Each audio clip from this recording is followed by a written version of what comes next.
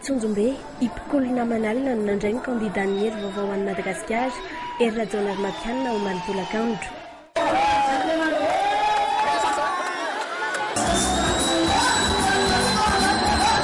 Ity ny fiainana voalohany ity candidat mitondra anarana fahatelo ity tamin'ny Antananarivo. Antananarivo izay niontitra ny tery nandritra ny lahateny ny fahatanana ny fampiraisana. Resaka aminao Antananarivo dia miresaka aminao Madagasikara.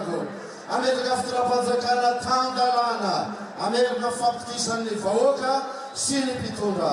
Anorina sy miasa maro anareo taloha, izay hitako maro eto amin'ity setroty eto Amandroany.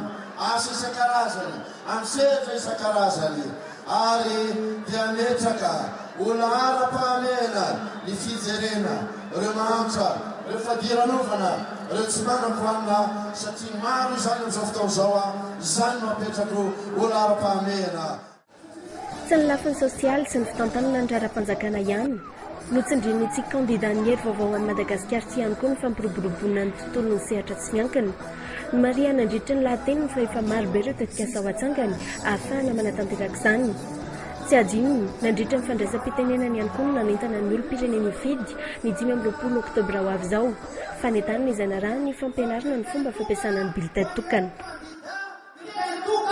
Ho an'ireo candidat 30 noho izany rehefa hifidy isika izay volana eto izao ka hifidy amin'ny hery Rajaonar Mapianina dia tadidino fa hery Rajaonar Mapianina dia numéro